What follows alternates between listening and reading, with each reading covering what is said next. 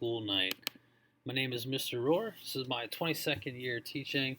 I did 1 year in the Methacton School District outside of Philadelphia, 11 years at Cocalco Middle School, and then 7 years at Adamstown Elementary. This is my 3rd year here at the high school. I really enjoy teaching at this level, and I look forward to get to know your students better as we continue through the year. Here's our classroom in 903. We have it set up so we're separated as much as possible during COVID. Topics in health. We cover these topics. A lot of these topics will seem familiar because of middle school, but we do go more in depth into these topics. So you'll see the units here, fitness and nutrition. We start out with, and we actually have a nutritionist come in and talk to the students about that career and what it means to be a nutritionist and to create diets and everything that's involved with that. We have a sexual education, which is really anatomy. It's male and female reproductive anatomy. We also talk about STDs, contraception, pregnancy. We talk about sexual assault, date rape. A lot of sensitive topics in there.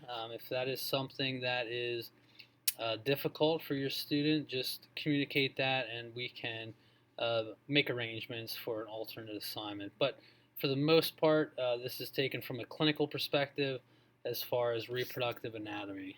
That's it. Drug education is more of a research project for the students.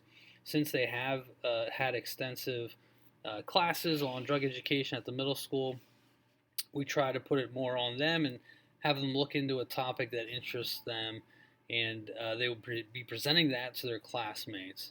And then the 4th unit is mental awareness, mental health.